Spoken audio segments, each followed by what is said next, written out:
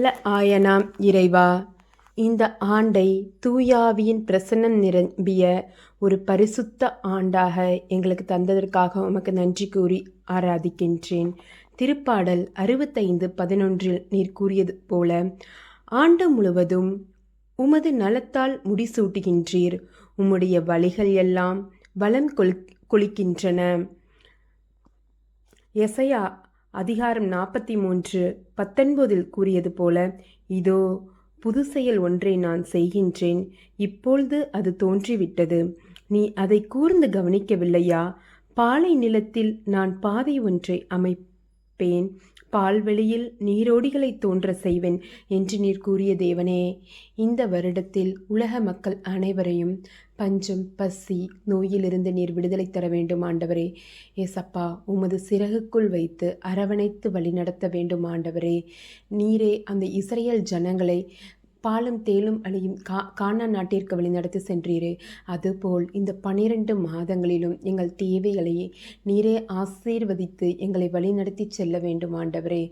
தேவாதி தேவனே, இந்த வருடம் முழுவதும் உமது தூயாவின் கொடைகளும் கனிகளும் நிரம்பிய மக்களாக எங்களை நீர் மாற்றித்தர வேண்டும் ஆண்டவரே.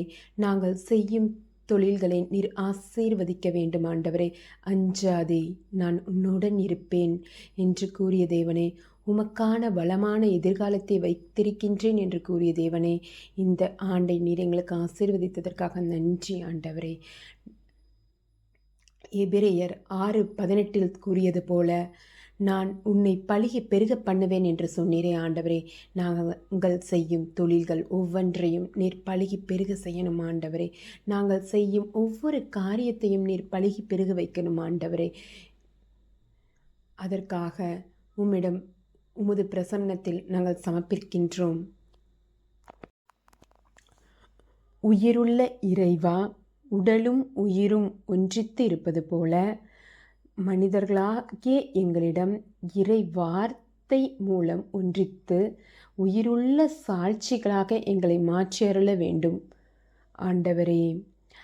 நல்ல ஆயனாம் இயேசுவை போல இந்த வருடம் முழுவதும் எங்களுக்கு நல்ல ஒரு மெய்ப்பனாக இருந்து இறை வழியில் எங்களை வழிநடத்தி செல்ல வேண்டும். இந்த உலகில் இருக்கின்ற ஒவ்வொரு மனிதர்களையும் உமது பரிசுத்த இரத்தத்தினாலே கழுவி தூய ஆவியின் பிரசன்னத்தில் வழிநடத்த வேண்டும் என்று உம்மை மன்றாடுகின்றோம். அனைவருக்கும் என் இனிய புத்தாண்டு நல்வாழ்த்துக்கள்.